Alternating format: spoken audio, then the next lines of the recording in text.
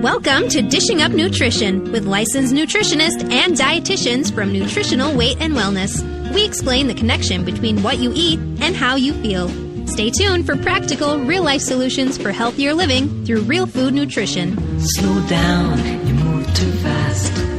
Well, welcome to Dishing Up Nutrition. I'm Darlene Kvist. I'm a licensed nutritionist and a certified nutrition specialist, and I've been doing this show for 16 years. Wow. So here's something funny to think about. I was 14 years old when you were starting this show, Dar. Well, for the last 16 years, Brittany, I've been loving it every morning, getting up early to do this show. But 14, oh my gosh. So, we really have a great show planned today for you on how nutrition helps to prevent and manage depression. That might be even a new thought for most people. I think so, definitely. So today we're going to talk about how food, that what you eat can either have a positive or a negative effect on your mental health. So what we're wanting you to understand is that real food can have a positive effect, while sugar, we talk about this so often, has a negative effect on your moods and your memory. It sure does. On your memory. Think about that. So here's another interesting thing is that May is Mental Health Month, and currently 1 in 5 people struggle with a mental health or an addiction problem today. It's a lot of people. That is. Often the stress we all live under is blamed for the sharp increase in depression, anxiety, ADHD, autism, neurodegenerative diseases. But as nutritionists, especially I look to the research that connects what we are eating to those brain problems. In simple terms, if you eat right, you feel right, you think right. This morning we're going to explore this concept, and we have invited a special guest to tell her story about how she actually used nutrition to manage her depression. So joining us, you heard her voice already, is our co-host Brittany Vinson, who is a registered and licensed dietitian. Brittany sees many clients each day, each week. Yep.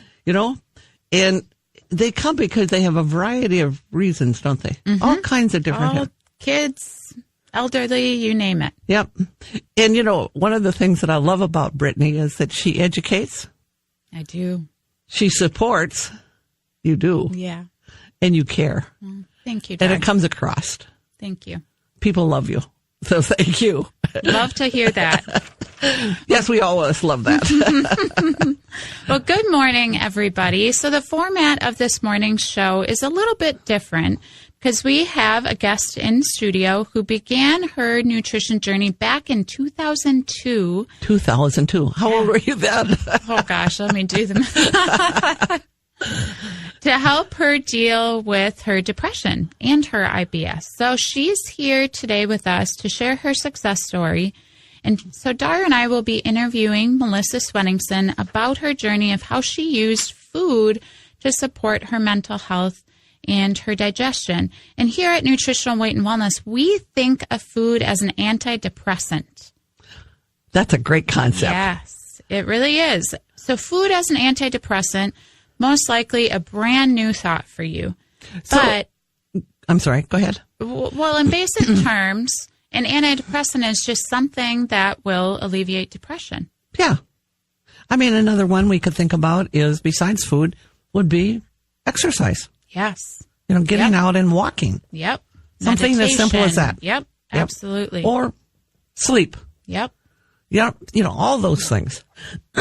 So if you or a family member is struggling with a mental health issue, please stay tuned, because I think the information that Melissa is going to share today is so powerful and so beneficial for people. Yes, it really is. We really want you to stay tuned so you don't miss some of this information.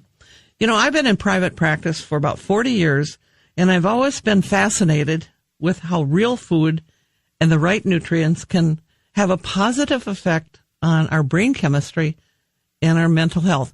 40 years ago, no one was talking about this. Yeah, I bet. But now more and more people are talking about this. And we're finding more and more research that finding that just a simple pill that we thought was the answer is not the answer for depression and anxiety. So we need to kind of look deeper. And I love looking deeper at these things. So what we eat is key to how we deal with our stress and anxiety in our lives. Think about that one. A lot of people don't realize that. Well, they don't think about it. They're not aware. But, I encourage you listeners, to just start paying attention to how you respond. It's such an important concept. So I think it bears repeating. What we are eating, what we're putting in our mouth is key to how we deal with stress and anxiety in our lives. So, Melissa, she's on right here on the microphone. Welcome to Dishing Up Nutrition. Well, thank you, Dar. It's a pleasure to be here. It's kind of brave for you to share this story about depression on air, But, one of the things, Melissa, I remember sitting down with you, I guess 17 years ago. Mm-hmm. And we kind of talked about moods and eating, and we really wanted to get you feeling better. Oh, yeah. Now, to be honest with you, and at my age, I might not have remembered everything we talked about. And I don't take really good notes, as you know. But I think you probably remember what we talk about. So kind of give us a little clue about kind of your journey, because you have learned so much in the last 17 years, haven't you? Oh, I sure have. And I continue to learn every day. Yes. I think we do. All of us do. Oh, yeah. So give us a little history. You came in, you sat down, and where had you been and what had been going on in your life and all that good stuff? Well, it probably started in graduate school. That's a pretty intense program. And so you're trying to do all the work and you just sort of lose self-care. Mm-hmm. Right. You don't get enough sleep. You don't eat the right things. You don't eat enough. You're too busy. Lunchtime will come and go and you realize, oh my gosh, I haven't eaten lunch. Mm-hmm. And it's almost dinner time. So I would say that probably started my downward spiral. So, Melissa, what kind of grad school were you in? What was that? What was that called? It was a PhD program in biochemistry. Wow. You need your brain working, didn't you? Oh, good Lord. That sounds very intense. Yes, I wish I had had a better brain back then because I just certainly needed it.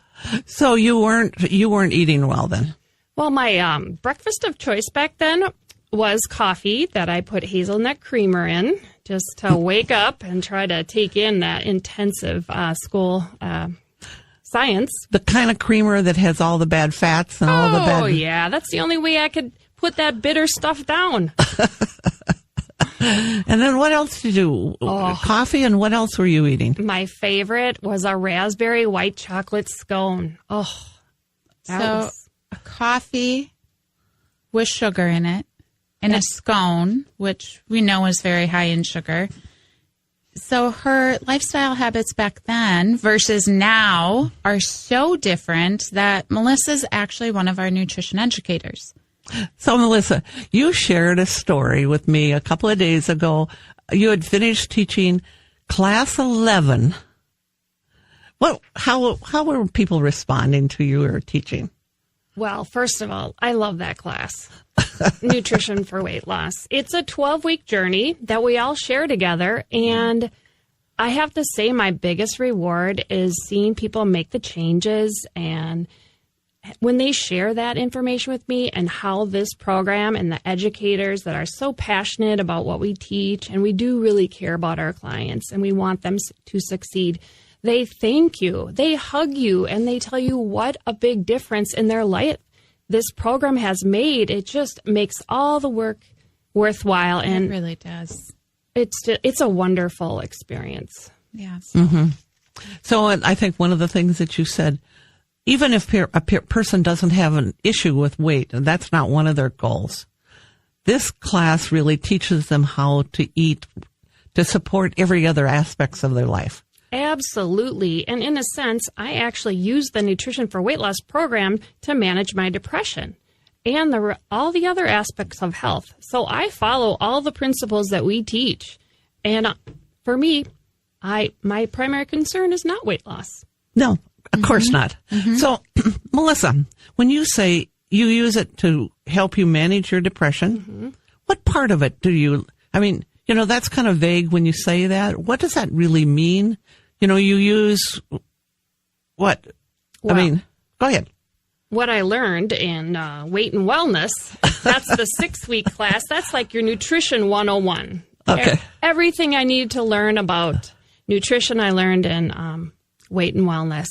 And what that class taught me was that protein that we eat breaks down into neurotransmitters, and that helps us form our feel-good chemicals, our serotonin and our dopamine. And I also learned the importance of blood sugar balance, how I need to eat protein, fat, and healthy carbohydrates every time I eat and about every 3 hours to keep that blood sugar balance. So, Hold that thought, Melissa. Okay, we're going to come back and talk more about blood sugar, aren't we? We sure are. But right now, it's time for a break. You are listening to Dishing Up Nutrition, and we are discussing how real food nutrition has helped our special guest, Melissa Swenningson, successfully manage her depression since 2002. If you have a specific question today about how food helps with depression, call us in studio at 651-641-1071. And remember, today we are only taking calls about depression or anxiety. A lot of times when you bump into someone who's lost weight, you say, hey, how'd you do that? I'm here with Leo. I bet you hear that a lot. You've lost almost 50 pounds. How'd you do that? I went to Nutritional Weight and Wellness and took their Nutrition for Weight Loss program. And what's that about? That's an eating plan that allows you to eat real food and you lose weight. Are you hungry? No, not at all. I eat 6 times a day, and one of their mottos is stay ahead of hunger, and that's exactly what I do. Now, Leo's a dad of teens, a husband, a full-time worker, busy young man in his 40s, and you say you don't really exercise. Though, much to the dismay of my nutritionist, I haven't been able to exercise. But you've still been able to lose weight. Yeah, absolutely. Leo says it's changed his life. Maybe it can do the same for you. It's the Nutrition for Weight Loss program at Nutritional Weight and Wellness. If you want to find out what Nutrition for Weight Loss can do for you, go to weightandwellness.com or place a call, 651-699-3438. Well, welcome back to Dishing Up Nutrition. The other day, Melissa mentioned to me that our Nutrition for Weight Loss series is perfect for people to learn all about real food nutrition plan. So she highly recommends everyone taking this class if they're having any kind of mental health problem or any kind of health problem, or even if they don't even have a health problem. And, this class meets for 12 weeks, once a week, and we're eating real food several times a day. And we're doing it because we want positive moods, better memory, less pain, less inflammation. And, of course, some people come for weight loss. Mm-hmm. We have a new series starting the week of June 3rd at all 7 of our locations. And I don't know, Brittany, are you teaching any of them this time? I don't think I am. Okay. Melissa? I haven't gotten my teaching assignment yet, but I certainly hope so. Oh, okay. So, I'm really proud of these classes because we're making so many changes in people's lives. And I'm really proud of our teachers and how they teach, how they care. And, I'm proud of the fact that there's so much more than just a weight loss program. Yes. They're a health program. Yes. So, just a really great class. It is. So anyway, call our office if you have questions, 651-699-3438. So before the break, Melissa, you were starting to talk about blood sugar. So tell us how blood sugar impacts how you feel. Well, when I have low blood sugar, I start to feel anxious. And if it gets really bad, I start to feel desperate. Mm-hmm. It's like I can't focus on anything else but finding food. So what I learned is I need to eat regularly, about every 3 hours, to balance my blood sugar. And sometimes I don't have those hunger signals kick in. Uh-huh. So Right. lunch will come and go, and I'll be like, it's 2:00. I haven't eaten lunch. But dinner time, they definitely kick in. So Okay. sometimes I have to set a timer on my phone to remind me to eat the lunch. But it's really important to keep that blood sugar in that normal range, not too high and not too low. So you can't go along eating sugar all day long because you know what? Interesting. And I've actually read some research recently about this is that we have these little receptors on our cells and they get blocked up with sugar. So then our little neurotransmitters can't get in and we have more depression and more anxiety. Makes sense. It just all fits together, doesn't it? Oh, it sure It does. really does. Wish I had known this a long time ago, Dar. Yes. Where were you? Well, 17 years ago, that was pretty good. Yes. Yeah. So we had a couple of callers, or we had a question that a gentleman did not want to stay on the line, right, Brittany? Correct. Yes. So he was wondering how caffeine affects depression. Well, I think we've all...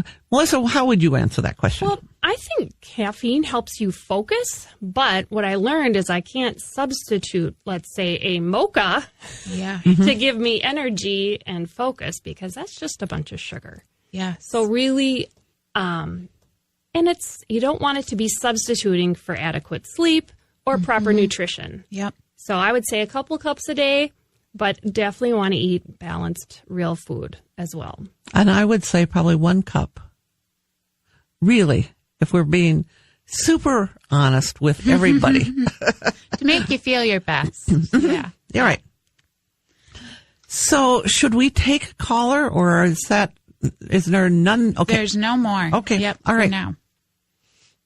So when we teach people about how to eat to support their brain health, I always start with the basic understanding of protein, fat, and vegetables, and then, of course, eliminating those processed carbs, the sugar that we've already been talking about. Melissa, I know you're a big supporter of eating protein several times a day, and we know now that you have that science background. So give us some science behind why protein is absolutely necessary to supporting good mental health. Well, I love science, and I love to understand the why behind it. But I actually love the way protein makes me feel. So what it does is when you eat protein, it breaks down into those building blocks called amino acids in your gut. And those amino acids go together and form chemicals called neurotransmitters. The main ones are serotonin and dopamine. And these are your feel-good chemicals. So Melissa, I think people don't understand that actually when you eat protein, it breaks down in your gut, in your digestive system, and it makes a couple of the building blocks to make these neurotransmitters, serotonin and dopamine. So what if you don't eat protein all day? Well, you've got no neurotransmitters. And what I learned that stress depletes your neurotransmitters. Yes. So when you were in school, having this stressful grad school experience and not eating protein when you got up in the morning, you were kind of shutting your brain down.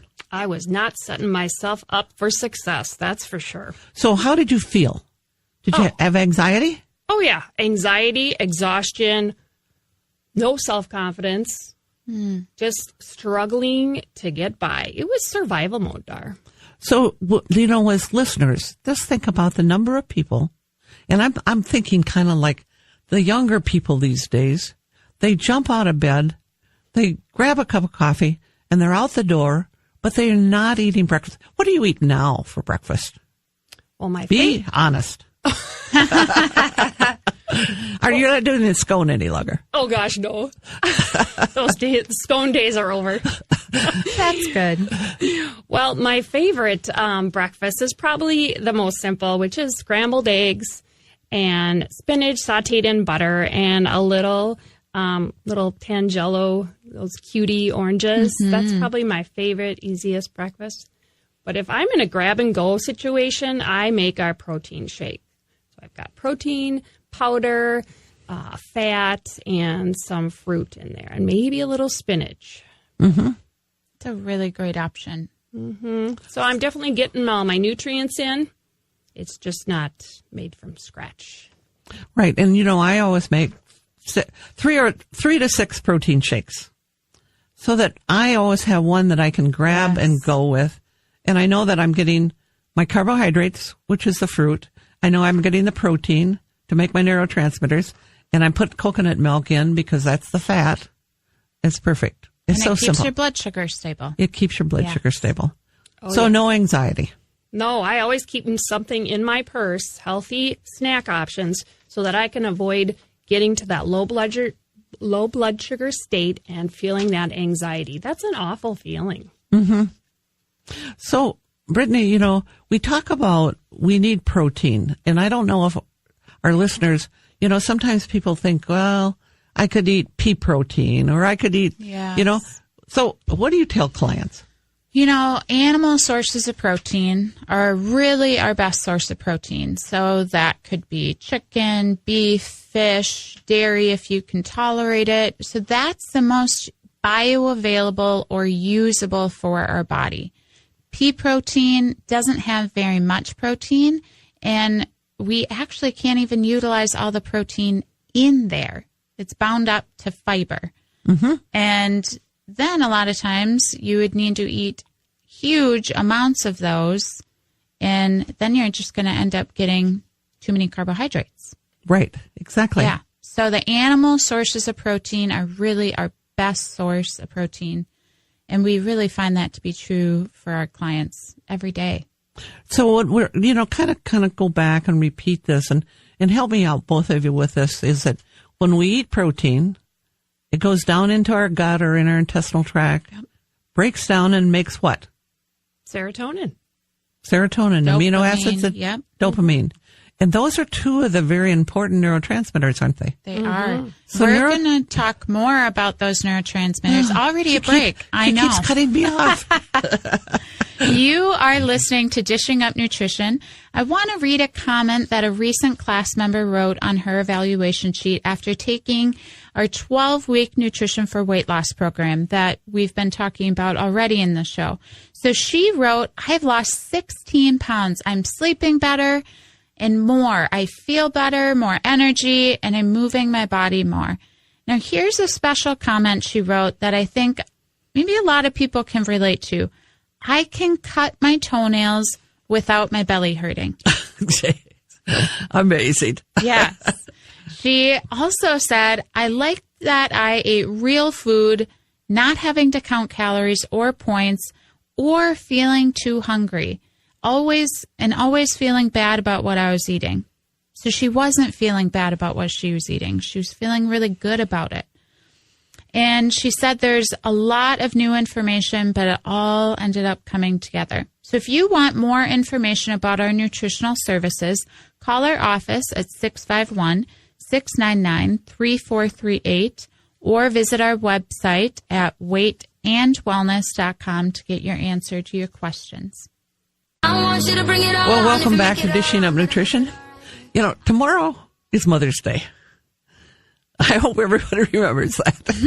If you still haven't found the special gift for your mother, and I was always in that place, what am I going to do? What am I going to do? Scrambling at the last minute. How about a gift certificate for a weight and wellness class, or a nutrition consultation, or your mom's favorite supplement?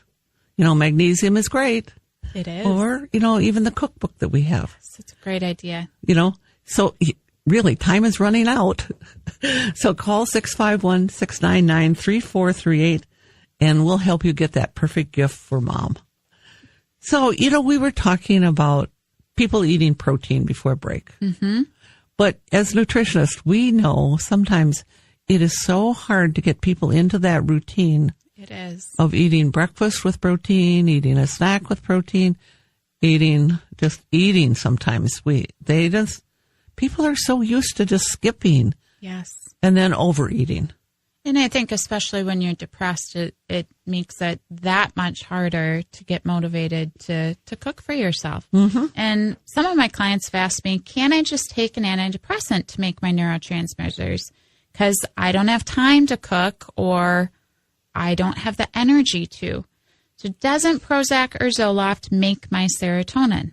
Oh, we hear that question very often. We do. Did you ever think that way, Melissa? Yes. So now what do you think? Well, when I took the weight and wellness class back in 2002, I learned that my antidepressants did not make more serotonin and dopamine. They just kept it around longer. But if you didn't have enough neurotransmitters in your system, it wasn't going to make much difference. So that's what she really just said.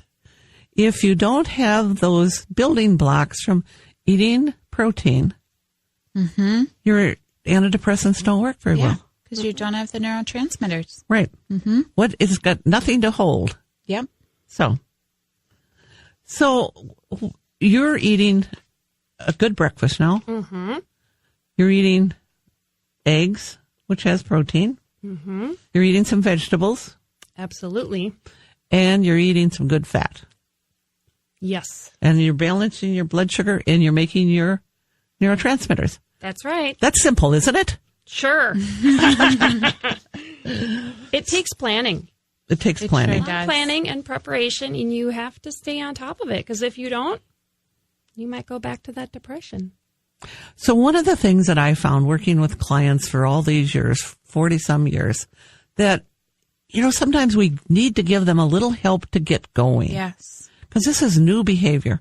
And so I formulated something that is called Crave Control Plus. And actually that supplies the amino acids, the tryptophan and the L-tyrosine. And it helps people's brains work better because they're getting all the neurotransmitter building blocks. Yep. And so then they start moving their body more and they start feeling better. And they start to cook more because they're feeling better. And so usually I just have people take 2 to 3 Crave Control Plus before breakfast, before lunch, and before dinner. Sometimes we start with 1 before each meal. Just depends on. And then I have them take a little bit of glutamine, L-glutamine, which is another amino acid. And that helps kind of with absorption. And then they start feeling better. They really do. That supplement makes such a huge impact for many people. Mm-hmm. Yeah, I use it regularly too. Okay. So, Melissa, we know you eat protein several times a day. You mentioned healthy fats. So tell us about your journey with fat. Well, I have to say I probably was a little fat phobic when I first met Dar. Which I think is probably true for 99% of the population. Mm-hmm. Mm-hmm. In the 1990s, they were really pushing that low-fat thing. They really were. And so I was on it. Even though I was studying biochemistry, that was pretty much down to the detail. It was not about real-life practical application of, nutrients and how they impacted how you feel. So all you needed to say to me, Dar, was, Melissa, put some real butter on your vegetables to help absorb the fat-soluble vitamins. And I thought, well, duh. And that was it. That's all I needed to hear. Because you knew what fat-soluble vitamins were. Absolutely. Vitamins A, D, E, and K. So you're saying you get more nutrients from broccoli with butter than just plain broccoli. That's right. Plus, it tastes better. It sure does. Oh, it tastes much better. Yeah. So what I learned was that the omega-3 type of fatty acid is what makes up our brain as well as water, and I definitely wasn't getting enough of that. Okay. And when I eat salmon, wild-caught salmon, I feel the best because it's got a high dose of omega-3. Yes, and I have that. Clients report back to me, and that's what they say too. If they eat salmon, wild-caught salmon, they feel the best. Yep. So what other kind of fats? Well, I try to get a variety of fats. So avocados, olives, expeller pressed olive oil, real butter, pastured, unrefined coconut oil. I really try to get all variety of nuts and seeds, so I'm getting all the different fats. But it has really helped with balancing my blood sugar and feeling full. And I don't look like an alligator with my skin. That's a nice perk. I'm not all dried out. So, Melissa, you kind of now jog my memory as we were talking about this from 2002. You were in grad school. You were stressed out. You weren't eating much. And also you weren't sleeping very well. So kind of your brain finally said enough is enough is enough. And, on other shows, we've talked about how the brain heals and actually kind of detoxes while we sleep. So that means if you get exposed to toxins, and we all get exposed to toxins throughout the day, when you sleep, your brain clears those out of your body and brain. It's amazing. So, Melissa, how was your sleep then? Because sleep is such an issue for so many people. Oh, I know. Boy, I was probably sleeping, I don't know, maybe 5 hours or so a night. I mean, as much as I could get, but it was a lot of demand, so there wasn't a lot of time for sleep. You know what I think when people tell me that they're sleeping 5 hours a night? I think that's a brain for stress and depression. Yep. Absolutely. Because you're actually being kind of abusive to your brain when you do that. Oh, yeah, and your body. Yes. So, but as far as depression, if you sleep 5 hours, you're probably going to roll out of bed feeling... Not my best self. That's for sure. Irritable, crabby, don't want to get out of bed, don't want to go to work or go about my day. So for me, sleep is very critical. I mean, 8 to 9 hours is my preferred amount of sleep, but I don't let myself get less than 7. So this, here's just a little habit. We've all had to get up early this morning. We sure did. So, I was in bed sleeping by 10. How about you? Because you got up even earlier than I did. I was in bed by 9, so I could get up at 5, bright-eyed and bushy-tailed for today's show. So we all made sure we were in bed early enough to get that adequate sleep. And I think that's because we appreciate and respect our brain health. Yep. And we're making it a priority. Oh, That's absolutely. what it comes down to. Yep. You have to prioritize sleep. You just have to. So that is a good segue into our next break. You are listening to Dishing Up Nutrition, and we are discussing nutrition for depression.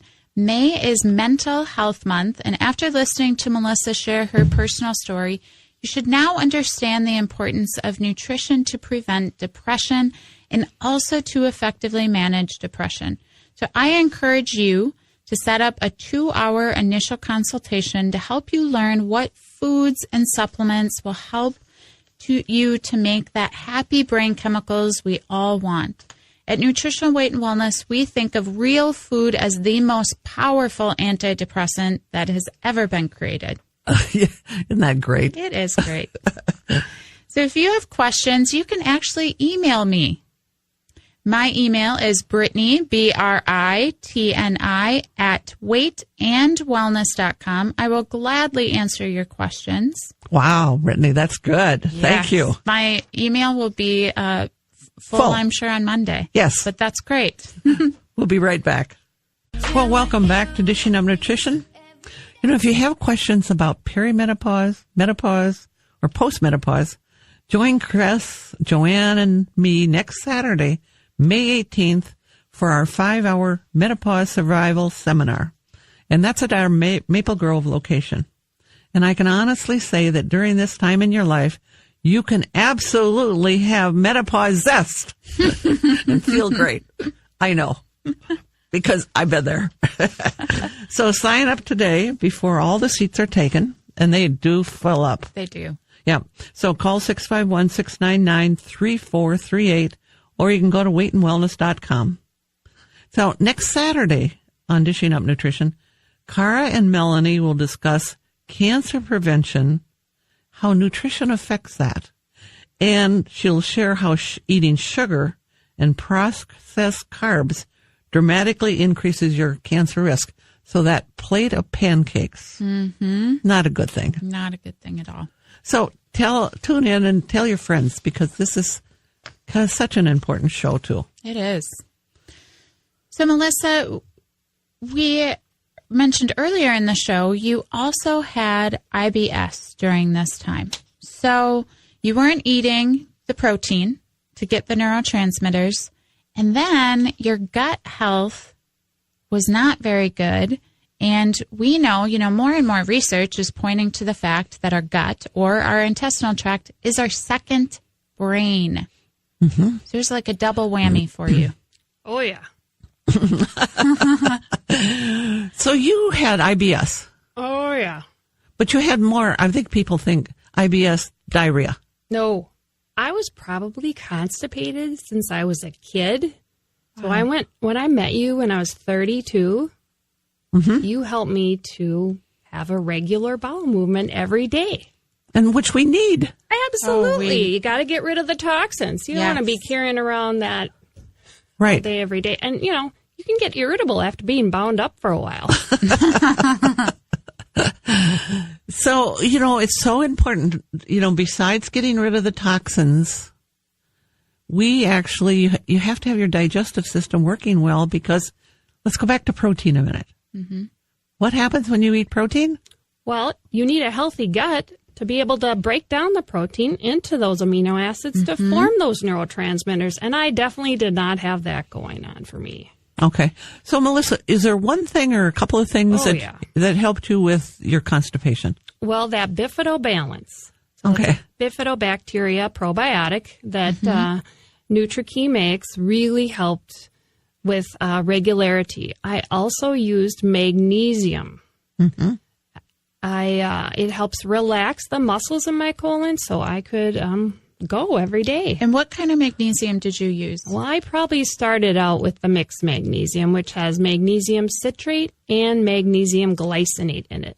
And what you explained to me, Dar, was that the magnesium citrate helped pull water from the body into the colon to help you go. So then you started drinking more? Water. I love water, but, I think everyone's dehydrated these days. Our thirst signal doesn't kick in until it's too late. You're already dehydrated. So I am always drinking the water. I think we all are doing that as much as possible. It's all these habits that we have to have. So is there something that we haven't talked about so far on the show, Brittany? Put you right on the spot. Yeah, right? Well, I think that, we mentioned the healthy fats, and you mentioned the omega-3s. Did you also start taking an omega-3 or DHA to help your brain?